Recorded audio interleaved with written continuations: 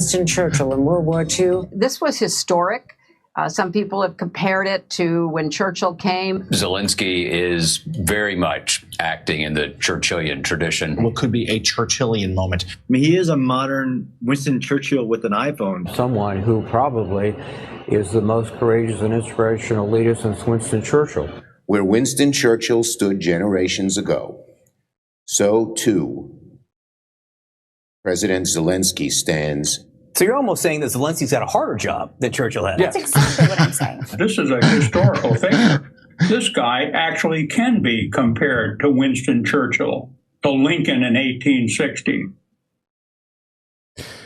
So here's possibly an example of what they're talking about when they speak of Zelensky in the Churchillian tradition. Go ahead, Chris. I like how he had did Winston Churchill ever wear a sweatshirt that said "I am British" on it? While he was...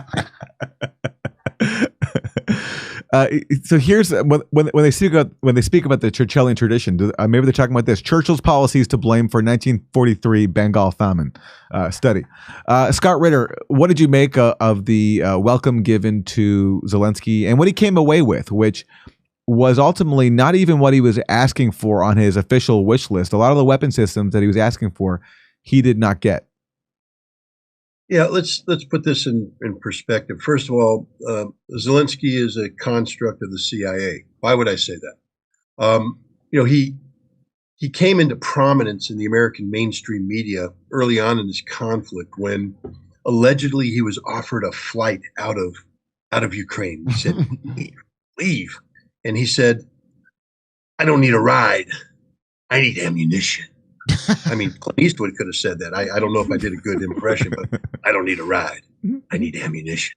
And then you hear Sergio's music in the background. But he never said it. The CIA wrote that.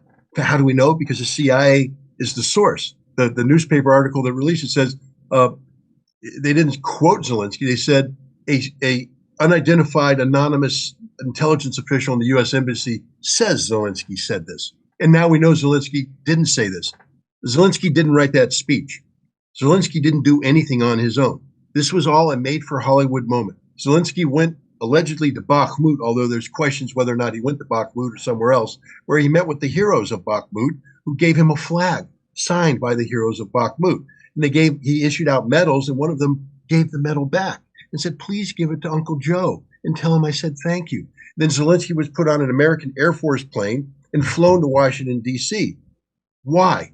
To meet with the president and to meet with Congress. For what purpose? Well, one, for propaganda, to give the president the medal and say, you're the real hero of Bakhmut, and to give Congress the flag and say, Nancy, you're the real hero of Bakhmut.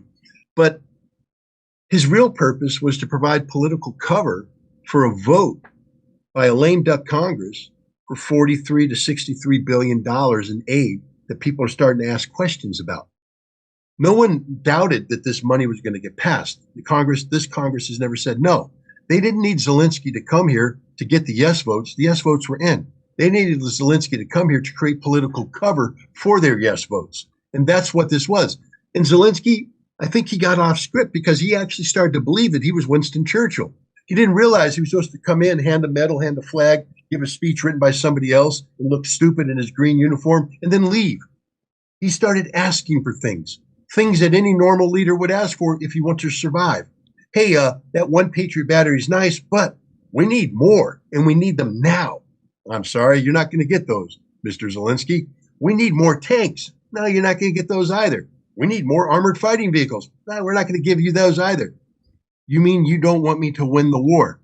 Bingo. You just broke the code, Zelensky. You're not going to win this war. You're being used by the United States for a program that's designed not to allow Ukraine to win, but to allow Ukraine to kill as many Russians as possible before they lose. Nancy Pelosi said that Zelensky's speech before Congress, this Churchillian speech, apparently, it was the greatest speech in congressional history, the greatest speech in the history of Congress. At the time, I said, nobody will remember this speech or any quote from this speech a week later. We're a week away. Aaron, give me a quote from that speech. I remember the part where he joked that the weapons aren't enough, right? He made some there sort it of, is. Yeah. Churchillian. Yeah. I will fight them on the beaches. The weapons aren't enough. look, it was the dumbest speech in the history. It's one of the most embarrassing moments in congressional history, up there with the invitation of actual Azov Nazis into Congress, or Nancy Pelosi shouting the Azov slogan, Slava Ukraina, as if it was something something other than the Ukrainian version of Sig Heil. She might as well put the swastika on and give the straight arm salute. That's how stupid she is. She also wished us a happy Schwanza, so I feel like it balanced out. Okay, I stand corrected. No, but Zelensky's trip was just a political ploy. It was a joke, and the joke is Zelensky. Again, this Churchillian moment, Churchillian speech isn't going to register on anybody's radar a month from now. No one's talking about it today. I mean, it's the greatest speech in the history of Congress, the greatest speech. And yet I don't see history textbooks being reprinted to have Zelensky's speech in there. I don't see people remembering anything about this other than it was pretty foolish. It was just a made for Hollywood moment. He had his moment. This Congress is history. A new Congress is coming in. And hopefully some people start to ask the uncomfortable question about, where did this $100+ billion go? Where did all those weapons that we paid for go? Are they all accounted for? Have any of them made their way out into Europe? Have any made their way out into Africa? Have we successfully armed all the terrorist groups and criminal groups in the world with our Ukrainian largesse?